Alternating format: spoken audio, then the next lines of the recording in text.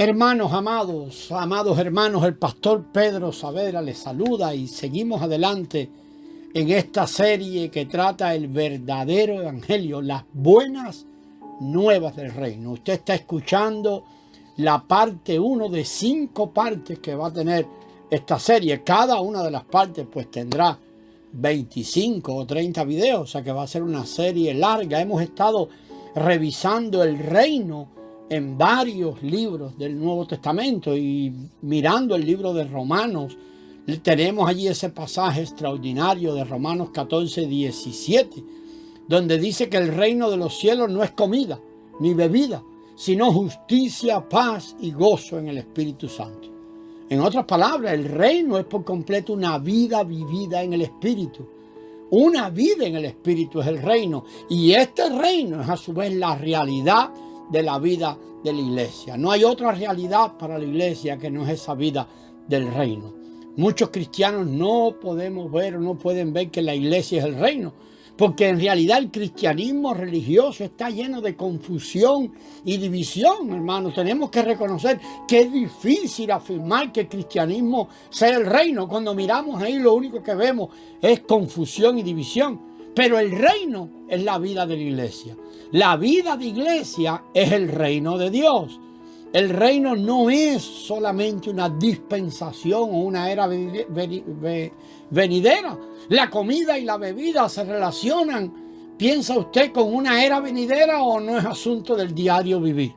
Pues el reino ni siquiera es comida ni bebida, es más, porque es justicia, paz y gozo en el Espíritu Santo. Entonces, cuando vivimos en el Espíritu y por el Espíritu, tenemos entonces la vida espiritual. Y esta vida espiritual, que es la vida que se sujeta al gobierno del Señor Jesús, es simplemente la realidad de la vida de la iglesia y es el reino inconmovible del que habla Hebreos 12, 28.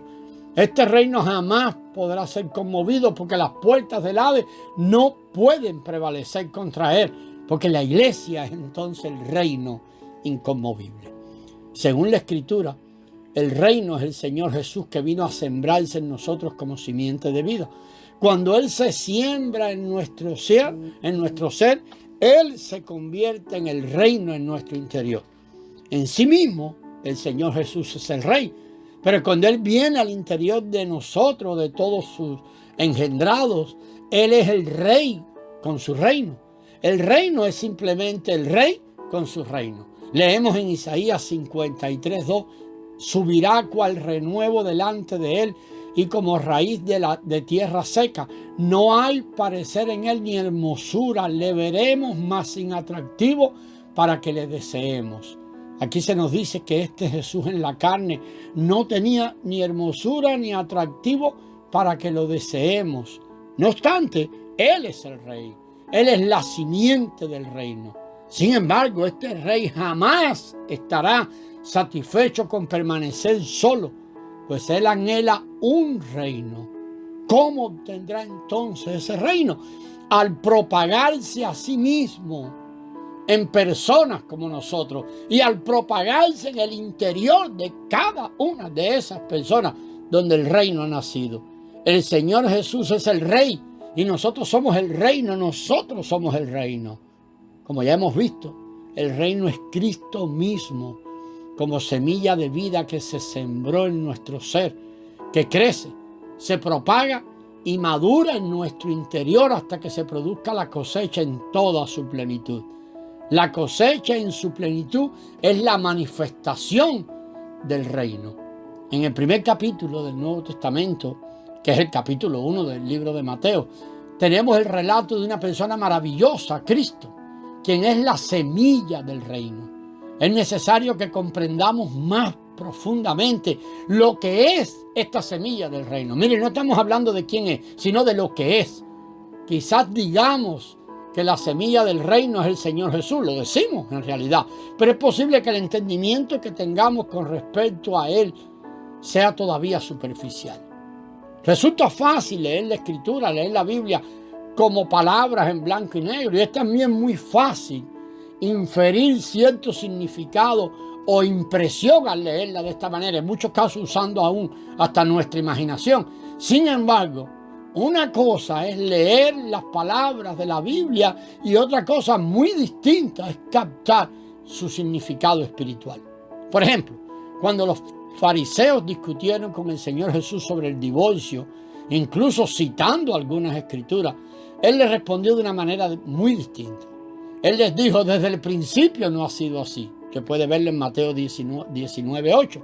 En otra ocasión, los saduceos discutieron con el Señor Jesús sobre la resurrección.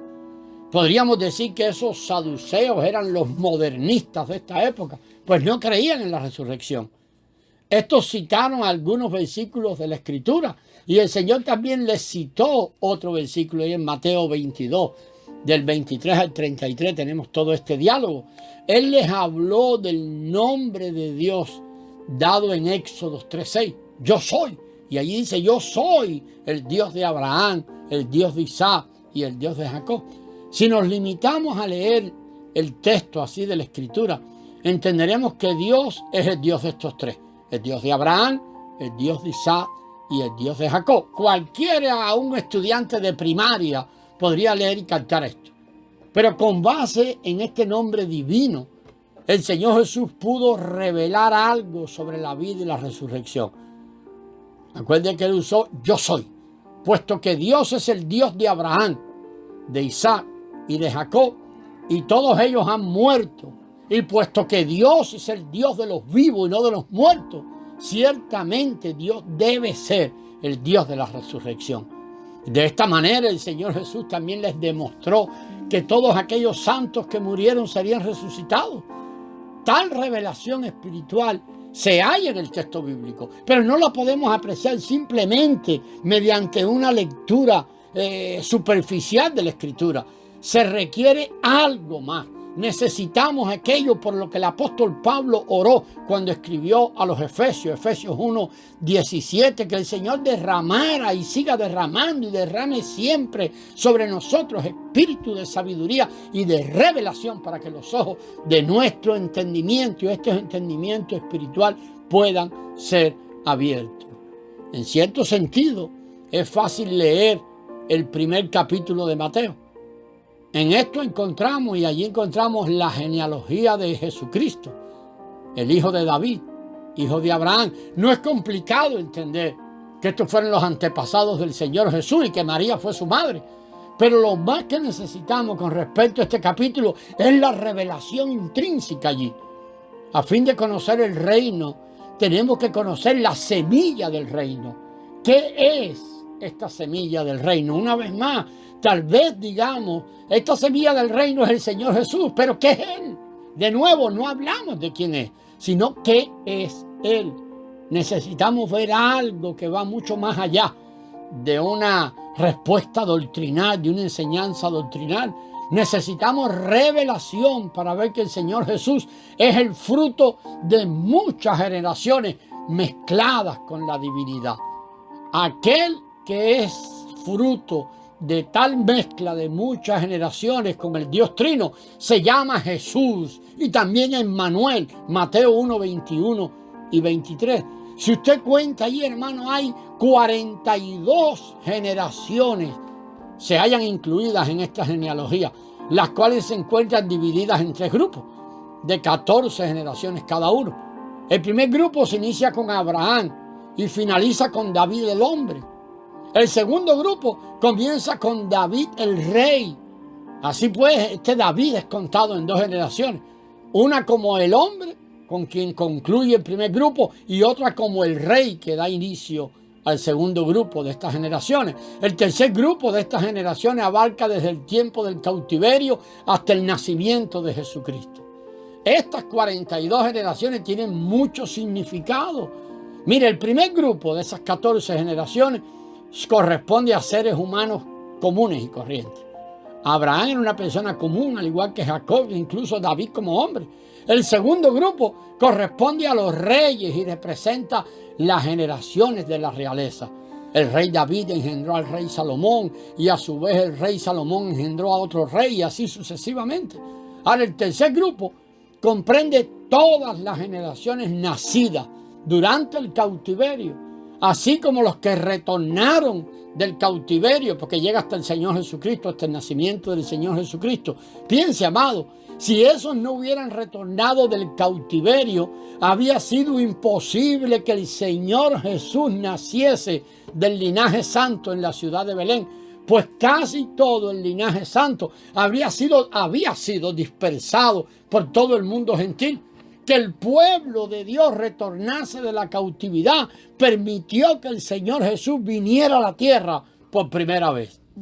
La venida del Señor Jesús fue fruto de todas esas generaciones humanas, generaciones de hombres comunes, generaciones de reyes y generaciones de aquellos que fueron llevados cautivos y retornaron del cautiverio. El Señor Jesús es maravilloso. Él fue el fruto de Abraham, el verdadero Isaac, quien en figura fue muerto y resucitado. Además se casó con Rebeca, quien tipifica a la iglesia como la novia. El Señor Jesús también fue el fruto de David. Esto es el Salomón, quien poseía una sabiduría extraordinaria y quien edificó el templo de Dios.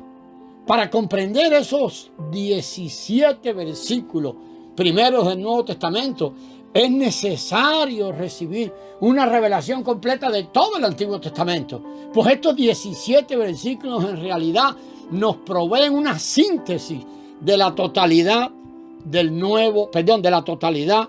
del Antiguo Testamento. Si queremos abordar estos versículos, es necesario abordar asuntos contenidos desde Génesis hasta Malaquías. El Señor Jesús era tal fruto. El fruto de Abraham, el fruto de David e inclusive el fruto de una mujer, una virgen.